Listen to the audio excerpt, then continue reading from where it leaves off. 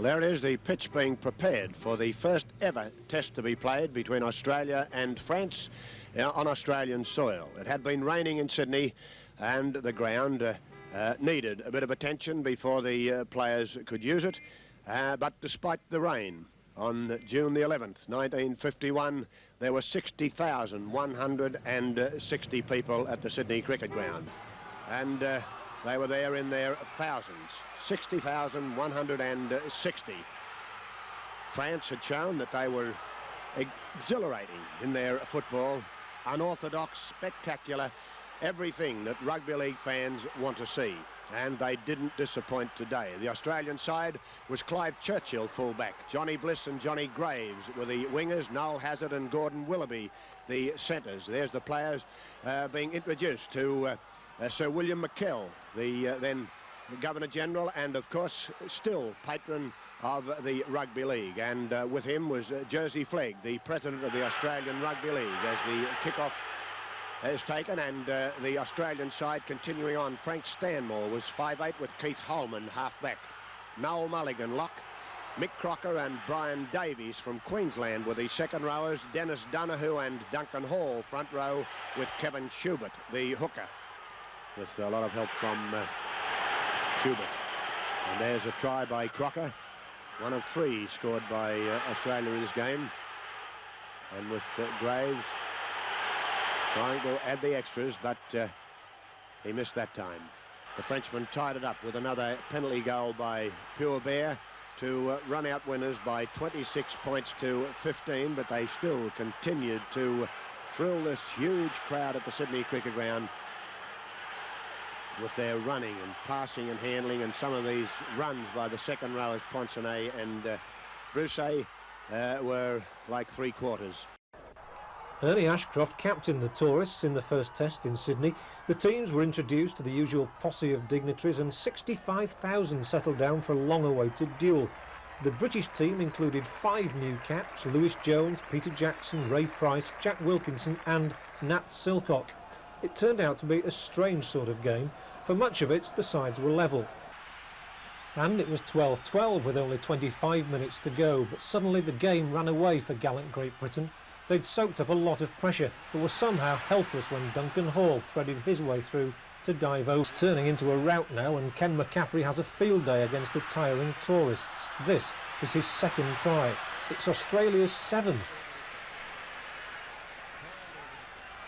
And the scoreboard tells the story. Britain even lose points at the final whistle, but that's the correct score. It's Australia 37, Great Britain 12.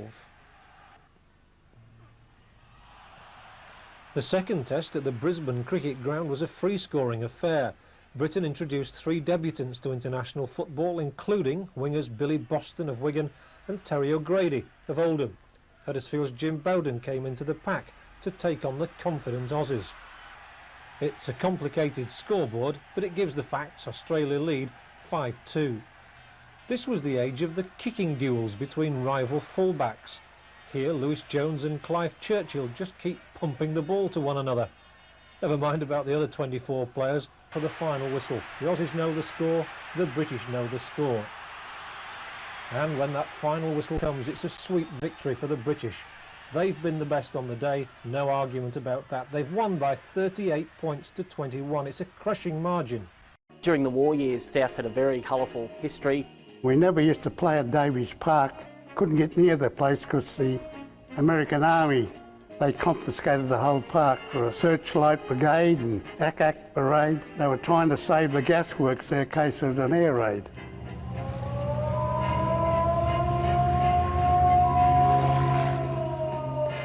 We trained down there under carbine lights, and when the ball hit a carbine light, they explode.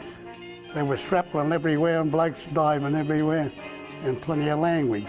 I can remember the time I come down as a kid and there was fights everywhere. I used to climb the goalpost. They were a pretty wild mob. They chased the blokes down the river and they swim the river to get away from them. The Yanks used to play their gridiron, and we used to beat them every time. They couldn't imagine how we could beat them playing their national game. Well, I played second row mostly because Bill Tyke was a lock forward here. Well, it's getting a bit sissy-wise now. They got them sitting on the sideline, run them on, run them off. It makes a bit of a Sheila's game, I reckon. I remember I got sent off here once in a trial match against Western Suburbs. He said, off. I said, what for? He said, this is only a trial game and you can't tackle that hard. And I said, you silly old fusspot, yeah. My old man had a sand contracting business and I used to have to go out and load several trucks for 2 loads of a Saturday morning. And when you play the game of an afternoon, you're stiff as anything.